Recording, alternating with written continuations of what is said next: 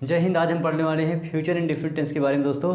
इसके पहले आपको बताना चाहते हैं फ्यूचर इंडेफिनिट टेंस का जो अफर्मेटिव सेंटेंस था बहुत बेहतरीन अंदाज में हम आपको बहुत बढ़िया तरीके से समझा चुके हैं। आज दोस्तों हम पढ़ेंगे फ्यूचर इंडेफिनिट टेंस का निगेटिव सेंटेंस। दोस्तों सबसे पहले समझते हैं निगेटिव सेंटेंस कहते किसे हैं। तो दोस्तों वे वाक्य जो प्रश्न करते हैं उनको हम प्रश्नवाचक वाक्य कहते हैं, तथा जिन वाक्यों में काम नहीं करना या होना पाया जाए उसे हम निगेटिव सेंटेंस कहते हैं। मतलब जिस सेंटेंस में काम नहीं होगा उसे हम निगेटिव सेंटेंस कहते हैं। जैसे एग्जांपल के लिए समझते हैं, हम कहते हैं मैं विद्यालय जाता हूँ, ये तो आपका अफर्मेटिव सेंटेंस हो गया।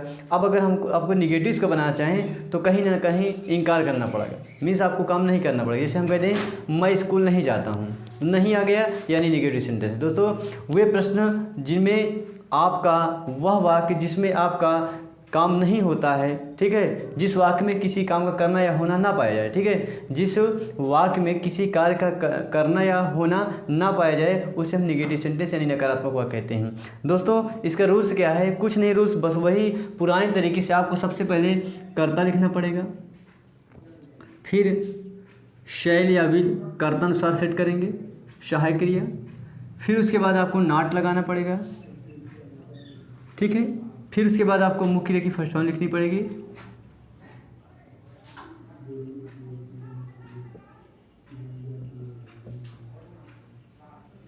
फिर आपको कर्म, फिर आपको अनुशब्द। मतलब अगर इंग्लिश में समझें तो सबसे पहले आपको सब्जेक्ट, फिर आपको शैल या विल, दो में से कोई एक हेल्पिंग वर्ब लगेगी, फिर आपको नॉट लगाना ही लगाना है, फिर आपको मेन वर्ब फर्स्ट फॉर्म, फिर आपको ऑब्जेक्ट, फिर आपको अदर वर्ड। ठीक है दोस्त, बस इतना ही बात आपको समझ ली। यानी आपको फ्यूचर इंडेफिनिट टेंस के निगेटिव सेंटेंस में कोई दिक्कत नहीं आने वाली। मतलब जब भी आपका फ्यूचर इंडेफिनिट टेंस का निगेटिव सेंटेंस होगा तो हमें क्या करना है, सबसे पहले आपको कर्ता रखना है, उसके बाद शैल या विल कर्तानुसार एक सहायक क्रिया रख देंगे, उसके बाद आपको नॉट लिखना है, उसके बाद मुख्य क्रिया की फर्स्ट फॉर्म, फिर कर्म, फिर अनुशब्द। एक एग्जाम्पल के साथ समझते हैं। एग्जाम्पल आपके सामने लिखा है क्या, मैं एक कविता नहीं लिखूंगा। मैं एक कविता नहीं लिखूंगा।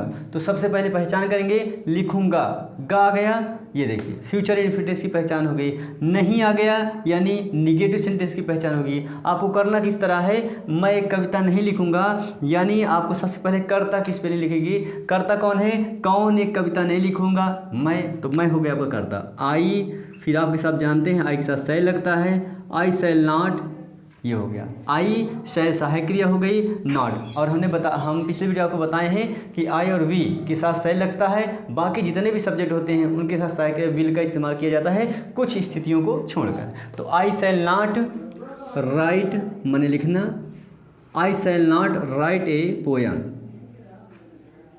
ये देखिए बहुत बेहतरीन तरीके से आप समझ पा रहे होंगे, I shall not write a poem. दूसरा एग्जाम्पल दोस्तों एक और देखते हैं। रमेश कक्षा में नहीं दौड़ेगा।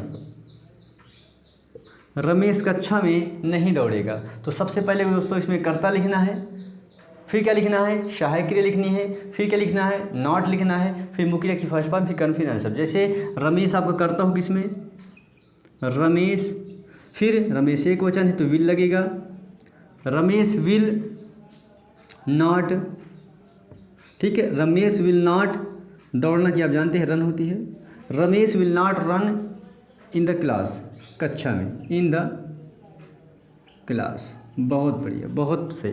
ठीक है दोस्तों, Ramesh will not run in the class. एक और एग्जाम्पल दोस्तों, तीसरा, वे वहाँ नहीं जाएंगे। ये देखिए वे वहाँ नहीं जाएंगे। तो दोस्तों जाएंगे फ्यूचर इंडेफिनिट की पहचान, नहीं निगेटिव सेंटेंस की पहचान। आपको करना किस तरह है, बस ये नियम आपको याद कर लीजिए, कोई दिक्कत नहीं। कि वे मीन्स दे, सहायक क्रिया विल, फिर नॉट, दे विल नॉट जाना क्या होती है? गो। दे विल नॉट गो, और वहाँ क्या होती है? देयर।